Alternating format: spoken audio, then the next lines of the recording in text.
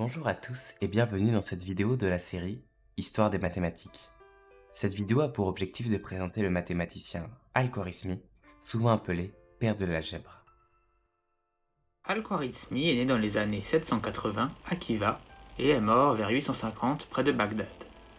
Il était membre d'une maison de la sagesse, c'est-à-dire un lieu de recherche et de traduction où travaillaient de nombreux mathématiciens, philosophes, traducteurs, astronomes, etc. C'est dans ce contexte qu'il écrit, entre 813 et 833, son œuvre la plus connue, intitulée Abrégé du calcul par la restauration et la comparaison, qui donnera plus tard le mot algèbre. Dans ce livre, Al-Khwarizmi définit 6 équations permettant d'organiser des situations concrètes, comme le partage des terres ou des transactions commerciales. On a ax au carré égale bx, ax au carré égale c, bx égale c, ax au carré plus bx égale c, x au carré plus c égale bx plus c est égal à x au carré. Ces résolutions se font d'ailleurs grâce à des figures géométriques, et non pas avec des calculs. C'est ainsi qu'il prouva les calculs de deux des identités remarquables que nous connaissons tous aujourd'hui. Il est important de savoir que le système décimal ainsi que les nombres négatifs n'existaient pas encore. Les calculs étaient donc entièrement rédigés.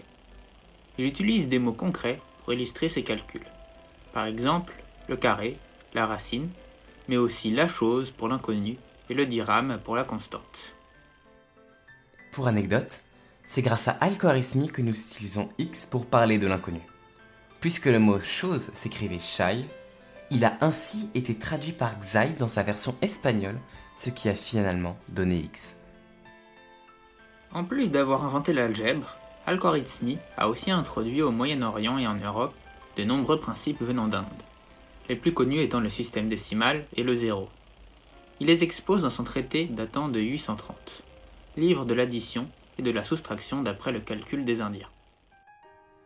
Al-Khwarizmi est aussi astronome. Il a beaucoup étudié la position du Soleil et des étoiles. C'est dans ce cadre qu'il dresse la première table de sinus dont il a besoin pour ses travaux astronomiques. En référence à son implication dans l'astronomie, 2 astéroïdes et un cratère de la Lune portent son nom. Finalement, c'est en référence aux démarches méthodiques d'Al-Khwarizmi qu'a été inventé le mot algorithme. Merci d'avoir regardé cette capsule.